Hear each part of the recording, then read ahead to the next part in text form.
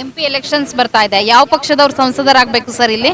ಡಿ.ಕೆ. ಸುರೇಶ್ ಆಗಬೇಕು. ಕುಮಾರಸ್ವಾಮಿ ಪಕ್ಷ ಬಂದ್ರೆ ಒಳ್ಳೇದು. ಬಿಜೆಪಿ ಬರಬೇಕು ಅಂತ ಅನ್ಕೋತಾ ಇದ್ದೀವಿ. ಡಿ.ಕೆ. ಸುರೇಶ್ ಅವ್ರನ್ನ ಸೋಲಿಸಬೇಕು ಅನ್ನುವಂತಹ ಲೆಕ್ಕಾಚಾರ ಬಿಜೆಪಿ ಮತ್ತೆ ಜೆಡಿಎಸ್ ಅಲ್ಲಿ ಜೋರಾಗಿದೆ. ಗ್ಯಾರಂಟಿ ಏನೇ ಮಾಡಿದ್ರು ಅವರು ಗ್ಯಾರಂಟಿ ಡಿ.ಕೆ. ಸುರೇಶ್ ಗೆಲ್ಲೋದು. ಸಿ.ಪಿ. ಯೋಗೇಶ್ವರ್ ಹೆಸರು ಕೇಳಿ ಬರ್ತಾ ಇದೆ ಮೈತ್ರಿ ಅಭ್ಯರ್ಥಿಯಾಗಿ. ಯಾರೇ ಎಷ್ಟೇ ಜನ ಇದು ಮಾಡಿದ್ರು ಡಿ.ಕೆ. ಸುರೇಶ್ ಗೆಲ್ತಾರೆ. ಯೋಗೇಶ್ವರ್ ಗೆಲ್ತಾರೆ. ಸ್ಟೇಟ್ ಅಲ್ಲಿ ಕಾಂಗ್ರೆಸ್ ಗವರ್ಮೆಂಟ್ ಅಧಿಕಾರದಲ್ಲಿದೆ. ಹೇಗೆ ಆಡಳಿತ ನಡೆಸ್ತಾ ಇದೆ? ಗ್ಯಾರಂಟಿಗಳನ್ನ ಕೊಡ್ತಾ ಇದೆ. ಇಲ್ಲ, ಒಳ್ಳೆ ಕೆಲಸ ಮಾಡವ್ರೆ. ಗ್ಯಾರಂಟಿ ಯಾರಿಗೂ ಫ್ರೀ ಕೊಡಬಾರ್ದು. ರಾಹುಲ್ ಗಾಂಧಿ ಅವ್ರ ಬಗ್ಗೆ ಏನ್ ಹೇಳ್ತೀರಾ? ಅವರೇ ಬೇಕಾದ್ರೆ ಪ್ರಧಾನಮಂತ್ರಿ ಆಗ್ಬೋದು ಬೇಕಾರೆ. ಸದ್ಯ ರಾಮನಗರದಲ್ಲಿ ಯಾವೆಲ್ಲ ರಾಜಕೀಯ ಲೆಕ್ಕಾಚಾರ ನಡೀತಾ ಇದೆ? 90% ಡಿ.ಕೆ. ಸುರೇಶ್ ಕಡೆನೇ ಇದೆ. ಬಿಜೆಪಿ ಮತ್ತೆ ಜೆಡಿಎಸ್ ಮೈತ್ರಿ ಬಗ್ಗೆ ಏನ್ ಹೇಳ್ತೀರಾ? ಮೈತ್ರಿ ಆಗಿರ್ಬೋದು, ಆದ್ರೆ ಏನು ತೊಂದರೆ ಇಲ್ಲ. ಓಕೆ, ನರೇಂದ್ರ ಮೋದಿ ಅವ್ರ ಬಗ್ಗೆ ಏನ್ ಹೇಳ್ತೀರಾ ಸರ್? ಏನ್ ಹೇಳೋದು ಮೇಡಮ್, ಇಡೀ ಪ್ರಪಂಚನೇ ಹೊಗಳ್ತಾ ಇದೆ ಅಂತ ಅವ್ರು ಇರೋದಲ್ಲಿ ನಾವಿರೋದು ನಮ್ಮ ಪುಣ್ಯ.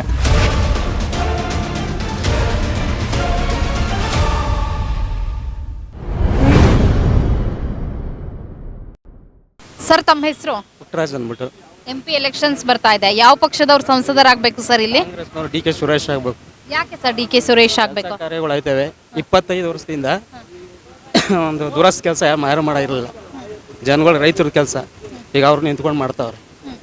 ಅದರಿಂದ ಡಿ.ಕೆ. ಸುರೇಶ್ ಗೆಲ್ತಾರೆ, ಅವರೇ ಆಗ್ಬೇಕು. ಬಟ್ ಈ ಬಾರಿ ಡಿ.ಕೆ. ಸುರೇಶ್ ಅವ್ರನ್ನ ಸೋಲಿಸಬೇಕು ಅನ್ನುವಂತಹ ಲೆಕ್ಕಾಚಾರ ಬಿಜೆಪಿ ಮತ್ತೆ ಜೆಡಿಎಸ್ ಅಲ್ಲಿ ಜೋರಾಗಿದೆ.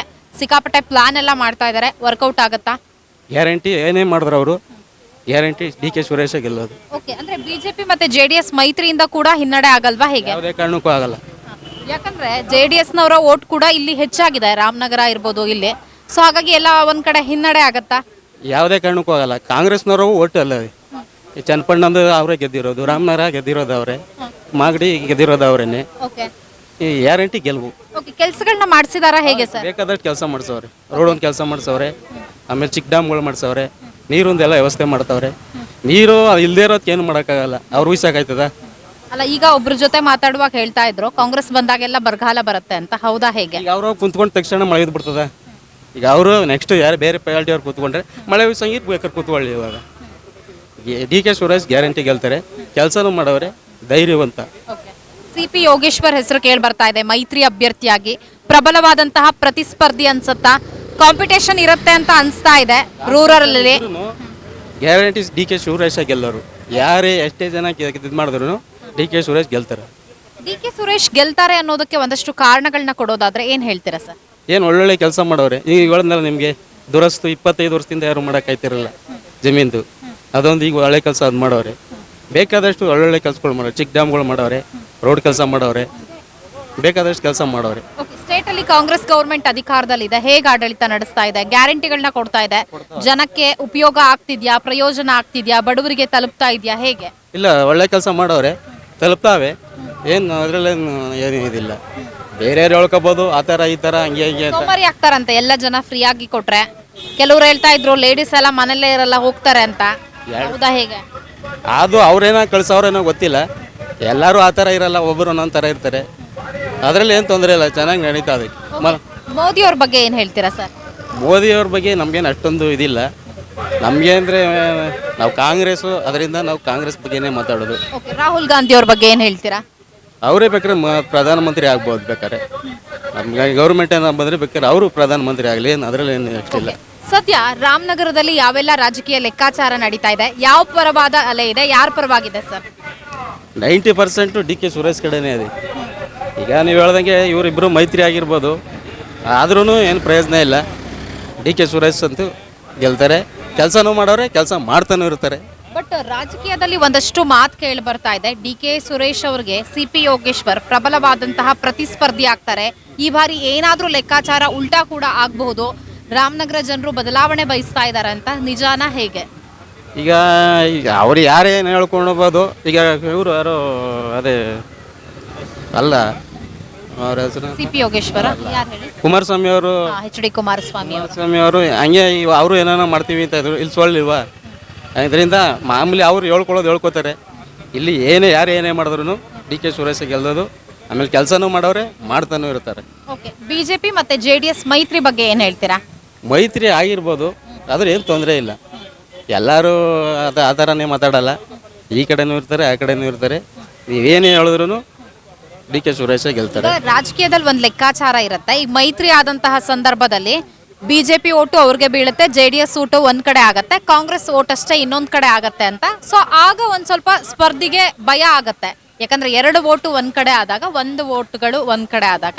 ಸೊ ಆ ಭಯ ಏನಾದ್ರೂ ಈ ಬಾರಿ ಇದೆಯಾ ಕಾಂಗ್ರೆಸ್ನಲ್ಲಿ? ಆ ಥರ ಭಯ ಇಲ್ಲ. ಇವ್ರಿಗೆ ಭಯ ಇರ್ಬೋದು. ಯಾರಿಗೆ ಈಗ ನಾವಿಬ್ರು ಮೈತ್ರಿ ಆಗಿದ್ದೀವಿ, ನಾವು ಗೆಲ್ತೀವಿ ಅಂತ ಹೇಳ್ತಾರಲ್ಲ, ಅವ್ರಿಗೆ ಭಯ ಇರ್ಬೋದು. ಇವ್ರಿಗಂತೂ ಯಾವುದೇ ಭಯ ಇಲ್ಲ. Thank you sir. ಸರ್ ತಮ್ಮ ಹೆಸರು? ಮೊಹಮ್ಮದ್ ಅಫ್ಸರ್ ಪಾಷಾ ಅಂತ. ಓಕೆ, ಲೋಕಸಭಾ ಚುನಾವಣೆ ಬರ್ತಾ ಇದೆ, ಯಾವ ಪಕ್ಷದಿಂದ ಇಲ್ಲಿಗೆ MP ಆದ್ರೆ ಬೆಸ್ಟ್ ಅನ್ಸುತ್ತೆ ಸರ್? ಕುಮಾರಸ್ವಾಮಿ ಪಕ್ಷ ಬಂದ್ರೆ ಒಳ್ಳೇದು. ಓಕೆ, ಯಾಕೆ ಸರ್ ಕುಮಾರಸ್ವಾಮಿ ಅವರು ಬರಬೇಕು? ಹಾಲಿ ಸಂಸದರು DK ಸುರೇಶ್ ಇದ್ದಾರೆ, ಕೆಲಸಗಳನ್ನ ಮಾಡಿಸಿದಾರಾ ಹೇಗೆ? ಏನು ರಾಮನಗರಗೆ ಅವರು ಕೆಲಸ ಮಾಡಲಿಲ್ಲ. ಅವರು ಬರೀ ಕನಕಾಪುರಗೆ ಮಾಡಿರೋದು ಅವ್ರ ಕೆಲಸ. ರಾಮನಗರಗೆ ಏನು ಮಾಡಲಿಲ್ಲ. ಓಕೆ, HD ಕುಮಾರಸ್ವಾಮಿ ಅವರು ನಿಂತ ಗೆಲ್ತಾರೆ ಅಂತಾನಾ? ಗೆಲ್ತಾರೆ ಅವರು, ಕೆಲಸ ಚೆನ್ನಾಗಿ ಮಾಡಿದ್ದಾರೆ ಅವರು. ಮೈತ್ರಿ ಅಭ್ಯರ್ಥಿಯಾಗಿ CP ಯೋಗೇಶ್ವರ್ ಅವರು ಕಣಕ್ಕಿಳಿತಾರೆ ಅಂತ ಹೇಳಲಾಗ್ತಾ ಇದೆ. ಸೊ ಅವರು ನಿಂತ್ರೆ ಏನಾಗುತ್ತೆ ಸರ್? ಅವರು ನೋಡಬೇಕು, ಏನೈತದ ಗೊತ್ತಿಲ್ಲ ಅದು. ಓಕೆ, MLA ಇಕ್ಬಾಲ್ ಹುಸೇನ್ ಅವರು ಇರೋದು, ಕೆಲಸಗಳನ್ನ ಮಾಡಿದಾರಾ ಹೇಗೆ? ಈಗ 1 ವರ್ಷ ಆಯ್ತಲ್ಲ, ಅವರು ಏನು ಕೆಲಸ ಇನ್ನೂ ಏನು ಮಾಡ್ತಾ ಇಲ್ಲ. ಏನು ಸಣ್ಣ ಪುಟ್ಟ ಮಾಡ್ತಾರೆ ಅವರು ಅಷ್ಟೇನೆ. ಓಕೆ, ದೊಡ್ಡ ಕೆಲಸಗೆ ಅವರು ಮಾಡೋಕ್ಕೆ ಇದಿಲ್ಲ. ಓಕೆ, ಮೋದಿ ಅವ್ರ ಬಗ್ಗೆ ಏನ್ ಹೇಳ್ತೀರಾ? ಅದು ಸೆಂಟ್ರಲ್ದು ನಮಗೆ ಅಷ್ಟು ಬುದ್ಧಿ ಇಲ್ಲ. ಅಲ್ಲ, ಏನ್ ಹೇಳ್ತೀರಾ ಮೋದಿ ಅವ್ರ ನಾವು ಏನು ಹೇಳಲ್ಲ, ಅದು ನಮಗೆ ಗೊತ್ತಿಲ್ಲ. ಅದು ಓಕೆ, ರಾಹುಲ್ ಗಾಂಧಿ ಅವ್ರ ಬಗ್ಗೆ ಏನ್ ಹೇಳ್ತೀರಾ? ಏನು ಸೆಂಟ್ರಲ್ ಬಗ್ಗೆ ನಾವು ಏನು ಹೇಳಲ್ಲ. ಸ್ಟೇಟ್ ಅಲ್ಲಿ ಕಾಂಗ್ರೆಸ್ ಗವರ್ಮೆಂಟ್ ಇದೆ, ಹೇಗೆ ಆಡಳಿತ ನಡೆಸ್ತಾ ಇದೆ? 5 ಗ್ಯಾರಂಟಿಗಳನ್ನ ಕೊಡ್ತಾ ಇದೆ, ಜನಕ್ಕೆ ಉಪಯೋಗ ಆಗ್ತಿದ್ಯಾ ಏನು? ಗ್ಯಾರಂಟಿ ಕೊಡ್ಬೇಕಾಗಿತ್ತಾ ಬೇಡವಾ? ಗ್ಯಾರಂಟಿ ಕೊಟ್ಟರೆ ಬಡವ್ರಿಗೆ ಕೊಡಬೇಕು, ಎಲ್ಲರಿಗೆ ಕೊಟ್ಟಿದ್ದಾರಲ್ಲ. ಅದು ಬಸ್ದು ಮಾಡಿಬಿಟ್ಟು ಫ್ರೀ ಭಾಳ ತೊಂದರೆ ಆಗಿಬಿಟ್ಟಿದೆ. ಎಜುಕೇಷನ್ ಮಕ್ಕಳಿಗೆ ಬರೀ ಕೊಡಬೇಕಾಯಿತು, ಎಲ್ಲರಿಗೆ ಮಾಡಿಬಿಟ್ಟಿದ್ದಾರೆ. ಕೆಲಸಕ್ಕೆ ಹೋಗೋದು, ಡ್ಯೂಟಿಗೆ ಹೋಗೋರು ಎಲ್ಲರೂ ತುಂಬ್ಕೊಂಡು ಹೋಯ್ತಾ ಇದ್ದಾರೆ ಬಸ್ನಲ್ಲಿ. ಗಂಡಸರು ಹೋಗೋಕ್ಕೆ ಭಾಳ ಕಷ್ಟ. ನಾವು ದುಡ್ಡು ಕೊಟ್ಟು ಹೋಗೋಕ್ಕೆ ಕಷ್ಟ ಆಗ್ತಾ ಇದೆ. ಓಕೆ, ಹಾಂ, okay sir, thank you. Sir ತಮ್ಮ ಹೆಸರು? ಪ್ರಸಾದ್ ಅಂತ. ಓಕೆ, ಲೋಕಸಭಾ ಚುನಾವಣೆ ಬರ್ತಾ ಇದೆ, ಬೆಂಗಳೂರು ರೂರಲ್ ಅಂತ ಬಂದ್ರೆ ಯಾವ ಪಕ್ಷದವರು ಸಂಸದರಾಗಬೇಕು ಸರ್? ಈಗ ಸದ್ಯಕ್ಕೆ ಕಾಂಗ್ರೆಸ್ ಅವರು ಇದ್ದಾರೆ, DK ಸುರೇಶ್ ಅವರು.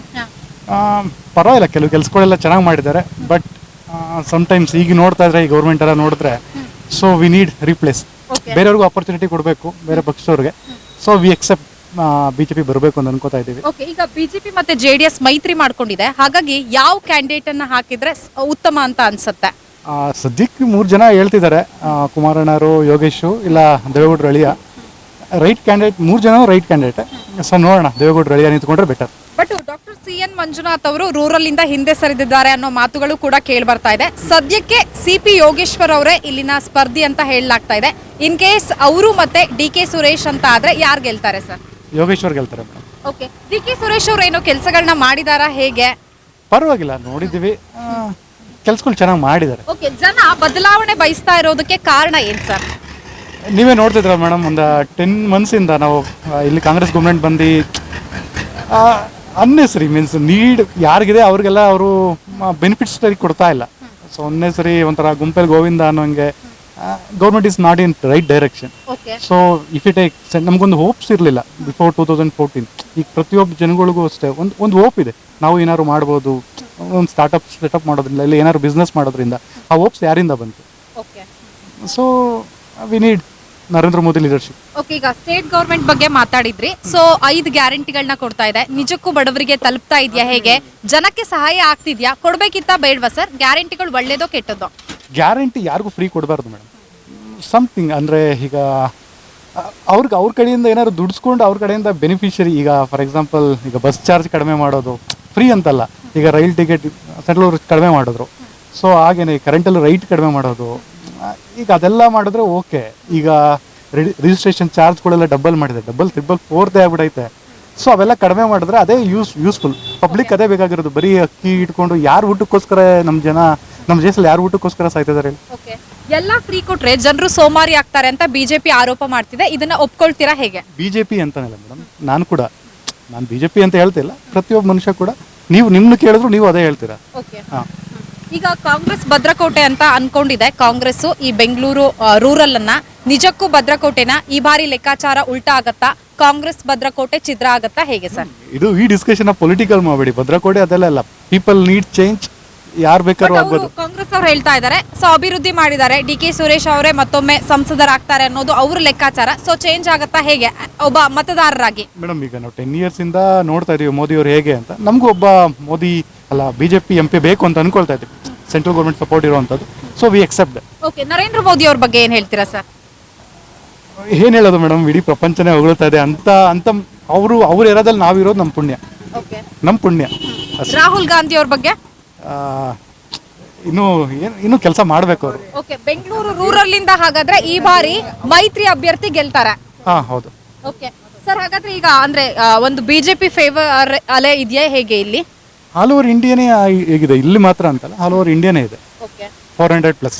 ಓಕೆ, ಈಗ ಸ್ಟೇಟ್ ಅಲ್ಲಿ 28 ಲೋಕಸಭಾ ಕ್ಷೇತ್ರ ಇದೆ. ಹಾಗಾದ್ರೆ ಮೈತ್ರಿ ಅವರು ಎಷ್ಟು ವಿನ್ ಆಗ್ಬೋದು, ಕಾಂಗ್ರೆಸ್ ಎಷ್ಟಾಗ್ಬೋದು ಸರ್?